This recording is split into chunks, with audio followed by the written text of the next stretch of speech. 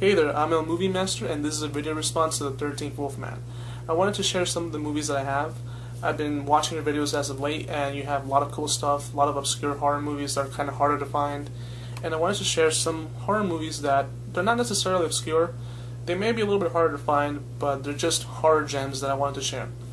The first one that I wanted to share, it's a horror movie from the Warner Archive. It just recently got released on DVD.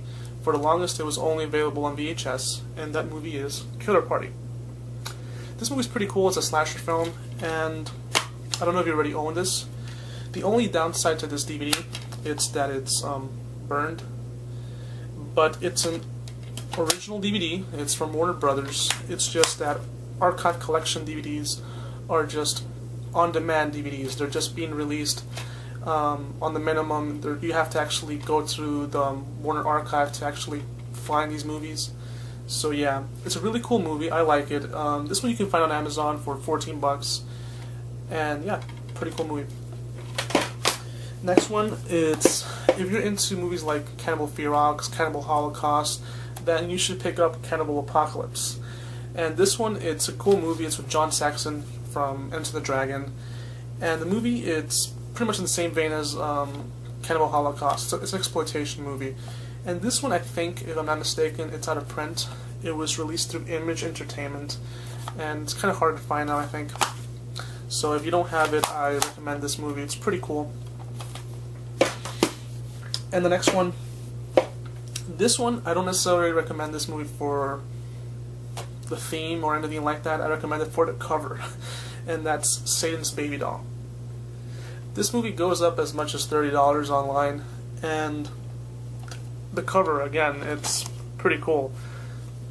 But to be honest, it has nothing to do with Satan. It has nothing to do with a baby doll. It's about this girl who comes to this mansion where a lot of weird shit's going on, these weird cults.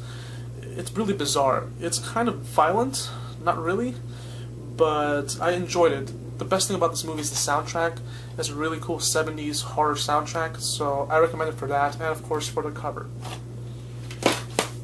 And the last two, my two favorite ones that I own, and the first one is Sabbath Streets with Linda Blair.